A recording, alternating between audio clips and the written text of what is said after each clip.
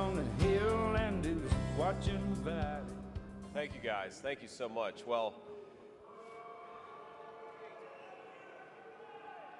Semper Fi, guys. We got some, it sounds like we got some fans and some haters. That's okay. Listen to what I have to say here, and I'll make my pitch. I want to first say thank you to Representative Jimenez for the great introduction. It's very kind of you. Thank you for your service to our country.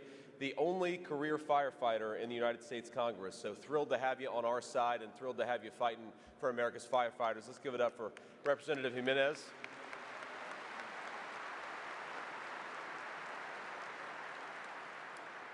Now, I also want to thank President Kelly and every single IAFF member for your warm welcome. It is an honor to be here with America's incredible firefighters, and I'm honored to be here. God bless you guys, and thanks for what you do. Now, I do have some news to break this morning. I guess I just heard on the ride over here that the New York City Fire Marshals Benevolent Association has endorsed the Trump-Vance ticket. I, of course, want to thank them for their support, and I want to humbly ask all of you to join them, and I'd like to explain why.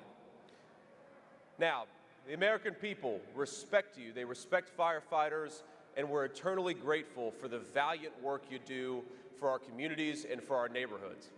Every day, firefighters risk your lives to save homes, businesses, and the precious lives of our fellow citizens. Now, you're also incredibly kind and patient. As the father of a 7-year-old, a 4-year-old, and a 2-year-old, I have been to firehouses all over this country, in San Diego, Atlanta, and New York City, and of course many in my home state of Ohio. And despite the fact you guys are probably annoyed to have a few young kids drop in, you were always unfailingly kind and patient, and I'm grateful to it. It's one of the reasons we love our firefighters in this country. You all are the embodiment of American spirit: heroic, determined, selfless, hardworking, and tough. This country was built by people like you. America is great because of people like you, and I believe you deserve a government that is loyal to you.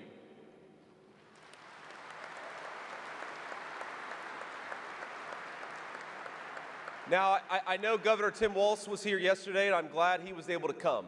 And I respect this union for inviting both sides to take the stage and to make the case to all of our membership.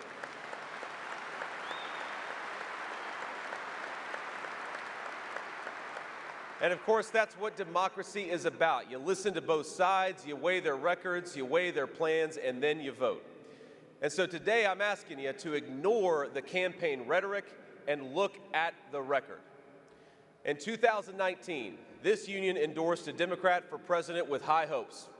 But sadly, I believe you've been let down. Now let's talk about the issues that affect all Americans, and then let's talk about some of the issues that affect just firefighters. But all Americans are affected by this terrible inflation crisis. And under President Trump, wages were rising, and nobody was really talking about inflation in 2020 in this country. But under the economic mismanagement of this administration, firefighters have had already strained budgets and pensions stretched to the breaking point by this affordability crisis. With President Trump at the helm, our border was secure and drug trafficking was down.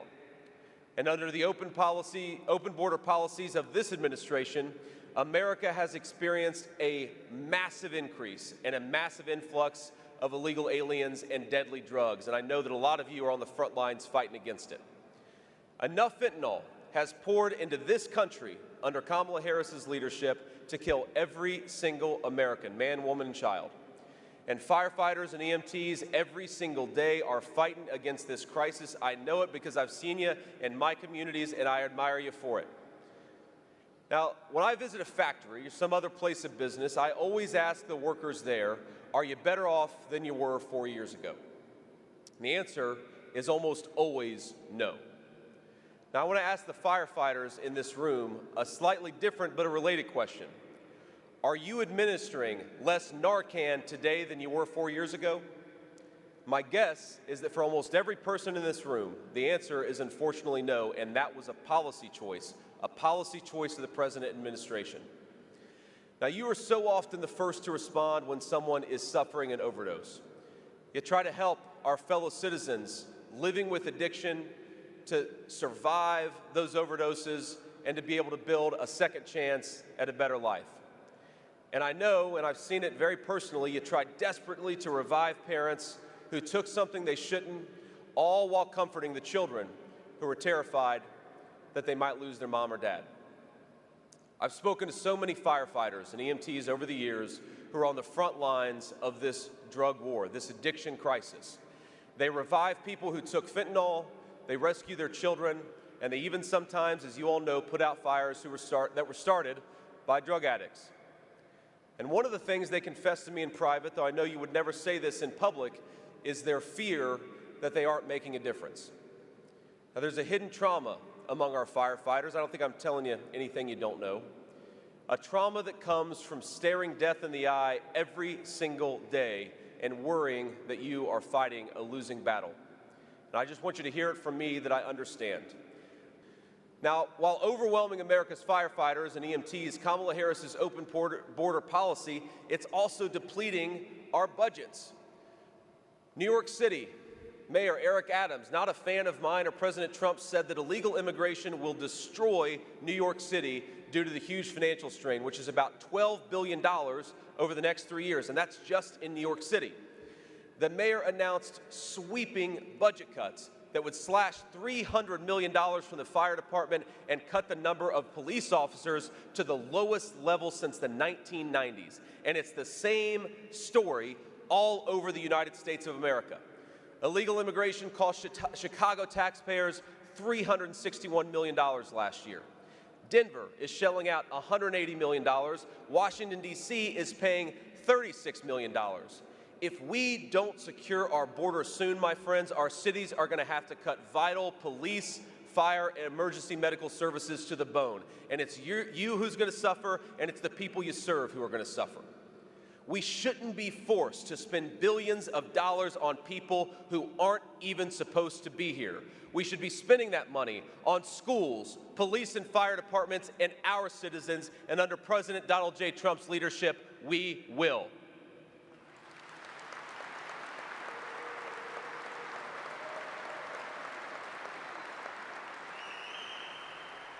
Now, here's another promise, not just a promise based on some plan that's written on a website, but based on the real record.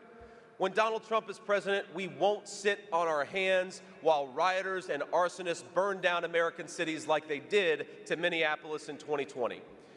Now, I'd ask you to remember the scene back in the summer of 2020, state troopers in full riot gear protecting the firefighters of Minneapolis from the rabid mob that was torching down that city.